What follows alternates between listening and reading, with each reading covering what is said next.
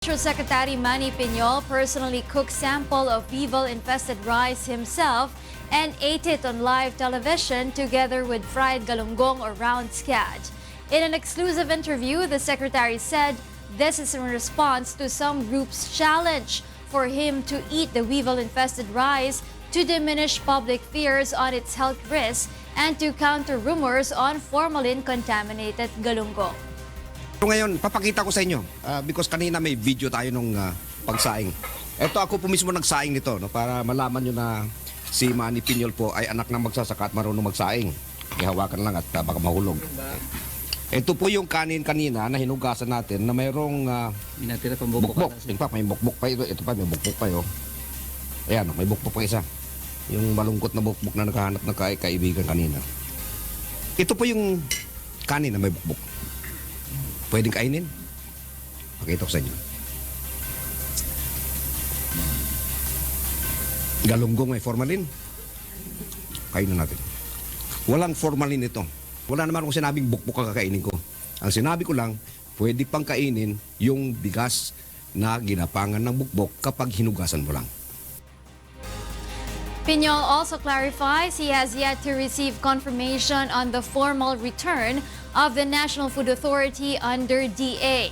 But since they have been tagged in the rice controversy, Piñol says they will support the NFA until the issue is solved. I have made it a decision, a personal decision, na pangangatawanan ko na to sapagkat nadadamay na rin lang ang DA sa issue ng presyo ng bigas at tutulungan na namin yung NFA para ma-resolve itong problemang ito. The officials of the Department of Agriculture and the National Food Authority have inspected several warehouses in Bulacan. Ray Pelayo will tell us why live. Yes, Ray, good evening. Yes, good evening, Rina. We are now here in Fedcor warehouse in Marilao, Bulacan, and where the Department of Agriculture and the National Food Authority is now inspecting the series of warehouses in this area. To give us the situation, let us talk with the Agriculture Secretary. Secretary Manny Piñol, what is this operation all about? Well, this is the first joint operation of the Department of Agriculture and the National Food Authority as we implement the order of the President to run after rice orders. And apparently tonight, we hit a jackpot. Here in a Fedcor compound, Marilao, Bulacan, it is apparent that at least 3 big warehouses, unmarked, would have an estimated 100,000 bags of rice, imported rice. And this is already a violation because warehouses supervised by the NFA are supposed to have billboards announcing that these are NFA warehouses. So we are very excited about opening these warehouses. The first 2 warehouses we opened actually also contained rice, maybe about 50,000 bags. The campaign is part of the report order program of the DA, which offers a cash reward of 250,000 pesos for every report of hoarding that is verified and validated. So tonight we're expecting that we will be able to send the message across. The DA and the NFA have now joined hands, and we will run after the rice orders. Secretary, do we have another set of inspection or raid in other? Oh yes, this will be done nationwide.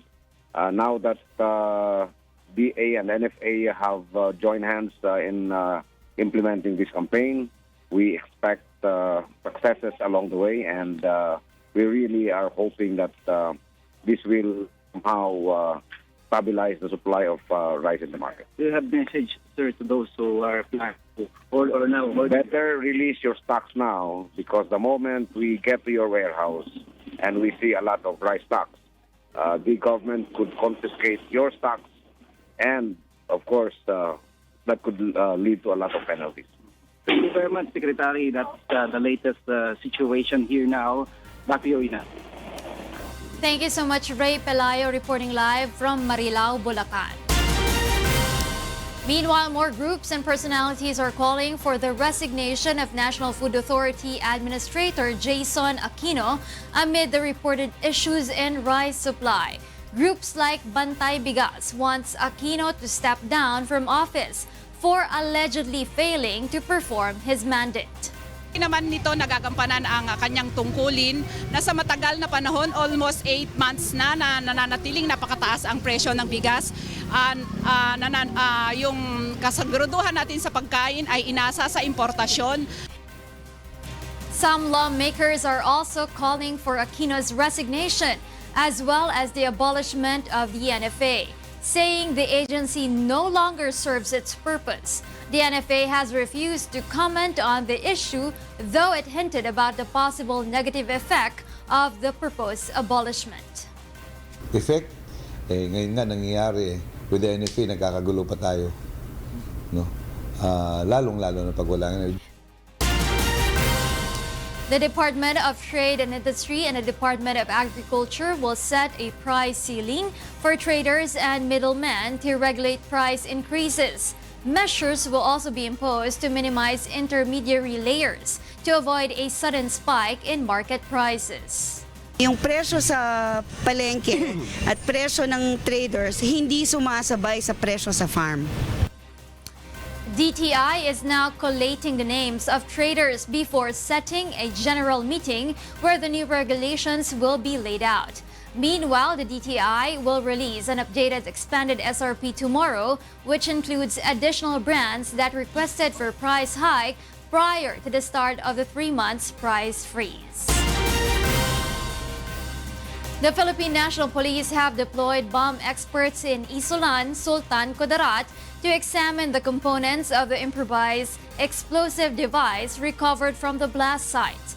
PNP Chief Oscar Albayalde says the team of experts is expected to help the authorities identify the group behind the explosion on Tuesday night that killed 3 civilians.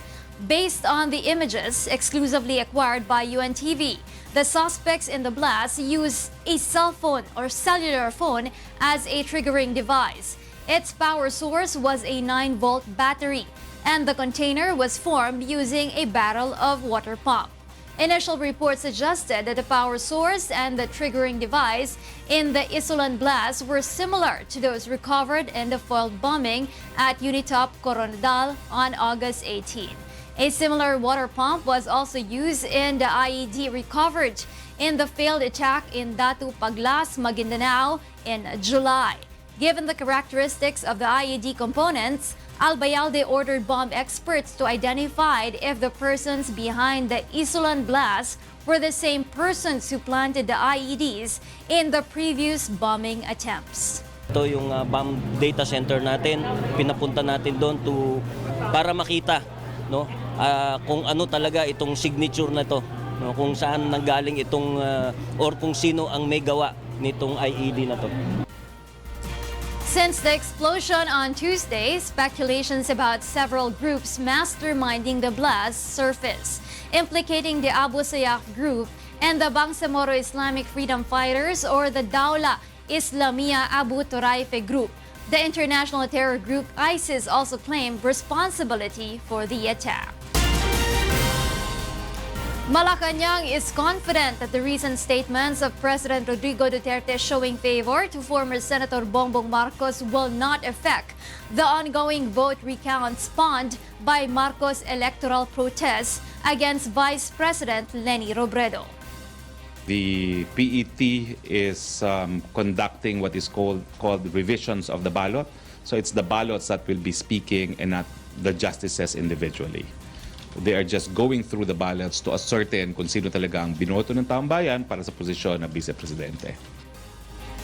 Pala's statement comes after Duterte's remark in a speech in Cebu City that he would rather have a dictator to lead the country rather than someone like Vice President Robredo to eradicate corruption and illegal drugs. But Robredo said in a statement that instead of glorifying a dictator, the chief executive should work to unify the nation. And instead of using the podium to throw allegations against her, Duterte should assure people that he is on top of the problems in the country. The Department of Foreign Affairs has advised Filipinos in Malaysia to always bring with them their documents following the end of Malaysia's amnesty program for undocumented workers. The Malaysian government will launch its nationwide immigration crackdown this Friday, and the DFA assures the embassy is ready to provide assistance to Filipinos affected by the operation. Malacanang meanwhile urges Filipino illegal immigrants in Malaysia to return home rather than being detained. Hinihikayat natin ang ating mga mamamayan, umuwi na kayo dito sa Pilipinas dahil alam po natin na kapag nahuli kayo at illegal kayo, may kulong sa pagiging illegal migrant dyan po sa Malaysia. Since the amnesty program was announced in 2016, a total of 5,844 Filipinos have been assisted. However, this is only less than 1% of the estimated 400,000 undocumented Filipinos working and staying in Malaysia.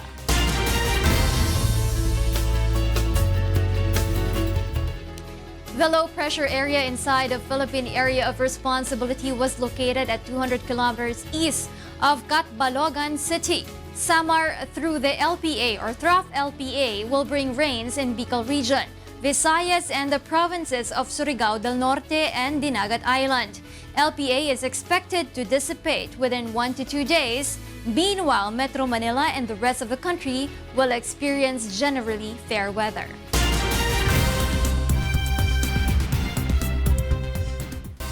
And for the news abroad, here's Stephanie Z from Hong Kong. Good evening, Rina. Members of the Catholic clergy in Australia are refusing to abide with a law that obliges them to report child abuse in confessional to authorities.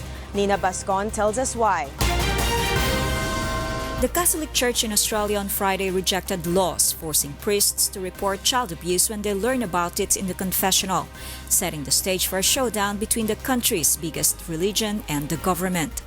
The Australian Catholic Bishops' Conference, or ACBC, the country's top Catholic body, said it did not accept a recommendation from an official inquiry into church abuse, which would force priests by law to report abuse to the police when they hear about it in confession. If I'm a confessor and someone comes to me anonymously and confesses abusing a child, but without identifying the victim, what am I supposed to do even? 2 of the country's 8 states have since introduced laws making it a crime for priests to fail to report abuse heard in the confessional, while other states have said they are considering their response. This isn't because we regard ourselves as being above the law, or because we don't think the safety of children isn't supremely important. We do.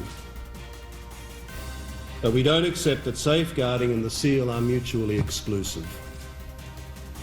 Nor do we believe that abolishing the seal will make children any safer. In fact, in some circumstances, it may even make them less safe. Last year, Australia completed a 5-year government-appointed inquiry into child sex abuse in churches and other institutions, amid allegations worldwide that churches had protected pedophile priests by moving them from parish to parish. The inquiry heard that 7% of Catholic priests working in Australia between 1950 and 2010 had been accused of child sex crimes, and that nearly 1,100 people had filed child sexual assault claims against the Anglican Church over 35 years. Nina Bascon, UNTV News and Rescue, Australia. President Donald Trump has threatened to withdraw the U.S. from the World Trade Organization if the body fails to change the way it treats America. Trump, who has been pushing protectionist policies, says the U.S. is treated unfairly by the body. Trump said on Thursday that the 1994 agreement to establish the WTO was the single worst trade deal ever made, though he acknowledged that the U.S. had won some judgments in the past year. His warning about a possible U.S. pullout from the organization highlights the conflict between the president's trade policies and the open trade system that the WTO oversees. The United Nations is alarmed by reports of the mass detention of Uyghurs in China and called for the release of those held on a counter-terrorism pretext. It comes after a UN committee heard reports that up to 1 million Muslim Uyghurs in Xinjiang were held in re-education camps. Beijing has denied the allegations but admitted that some religious extremists were being held for re-education. The British government is looking to prohibit the sale of energy drinks to children in England. Here's why from Jovic Burmas. The sale of high caffeine soft drinks to children could be banned in England, the British government said on Thursday, citing public health concerns. The so-called energy drinks contain high levels of sugar and caffeine and have been linked to obesity and a range of other health issues. Children consuming energy drinks can experience heart palpitations, high blood pressure, inability to sleep and restlessness, according to consultant dietitian and senior lecturer at Leeds Beckett University, Ursula Philpott. So kids tend to self-medicate with them to stay up gaming, those kind of things. And teachers are reporting problems in schools because kids go into school having taken these for breakfast and then can't sit still all day. So it's that sort of, and obviously the sugar as well with dental care needs as well is a real issue. A government statement said adolescents in Britain who drink energy drinks consume around 50% more than their counterparts in Europe. The government launched a consultation seeking views on the subject, including at what age the ban should apply. The policy would only apply to England, with Scotland, Wales and Northern Ireland free to set their own policies. I don't think kids should be allowed energy drinks, and they should be able to get enough nutrition through their food, get over the school day without having these type of drinks. I don't believe in them and I would never allow my kids to have them. A lot of these energy drinks can cause people to have diabetes and things like that, teeth getting rotten. So I think really as parents we should do everything we can to protect our children, and one of the things is to not, we personally don't let our children have fizzy drinks. The ban would apply to drinks containing 150 milligrams of caffeine or more per liter. Jovic Burmas, UNTV News and Rescue, London, United Kingdom. And those are the news from the other parts of the globe. Back to you, Rina. Thank you so much, Stephanie Z, reporting live from Hong Kong.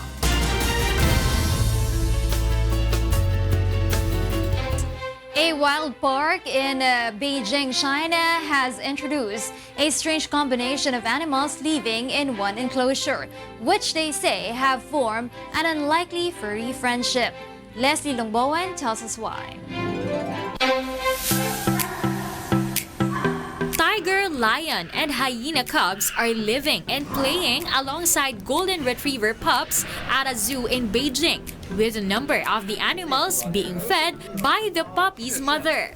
Zookeepers at Beijing Wildlife Park introduced 2 Siberian tigers, 1 white tiger, 2 spotted hyenas, and an African lion to the golden retriever mother after their own mothers refused to feed them. It is the first time the zoo has bred white tigers. The park says it was relatively common to have lions and tigers raised together, but to have 5 different species in one room is rare. We found a golden retriever who just gave birth to a brood of puppies to nurse. Soon after, we had a Siberian tiger, an African lion, and spotted hyenas come one after another and form this strange combination. The cubs and puppies living together are about 2 months old and will be separated when they reach 3 months, although one zookeeper says they could be kept together if they keep interacting positively. I think that this kind of phenomenon makes me realize that actually, in the animal kingdom, when they are young, they are very friendly with each other and kind of have a very close relationship. Perhaps it's only after they grow up that they'll have this sense of distance. The zoo already has a mixed species enclosure with a Chinese rural dog, a Siberian tiger, and a white lion living together in perfect harmony for the past 4 years. Raising abandoned infant animals in the same place is a common practice of the park in order to improve their survival rate. Leslie Longbowen, UNTV News and Rescue. And those are the reasons behind the news, August 31, 2018. On behalf of Angelo Castro III, I'm Rina Villamor Camara. Because we need to know, we will always ask why. Good evening.